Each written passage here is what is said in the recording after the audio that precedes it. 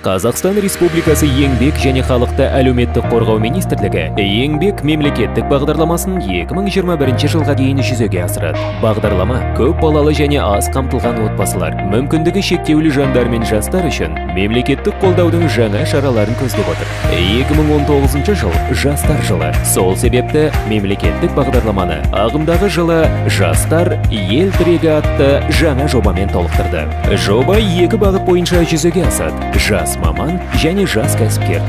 3 жыл ішінде 100 сұранысқа ие кәсіп бойынша 200 мыңнан астам жас маманды оқыту жоспарланған. Білім алушылар үшін 200-ге жуық заманауи білім беру мекемесі жұмылдырылады. Биыл оқудан бөлек 30 мың адам жастар іс тәжірибесінен өтеді. 75 мың қазақстандық бастау бизнес кәсіпкерлік негіздеріне оқытылады. Өз ісін ашуға ниетті 28 мыңнан астам адам 505 мың теңгеге дейін қайтарымсыз грант ала алады. Сондай-ақ жыл сайын жастарға, көп балалы аналарға және мүгедектігі бар жандарға пайыздық төлемі төмен 5 мың жеңілдікті микрокредит бөлінеді. Еңбек мемлекеттік бағдарламасының қатысушысы болғың келе ме? Халықты жұмыспен қамту орталығына хабарлас.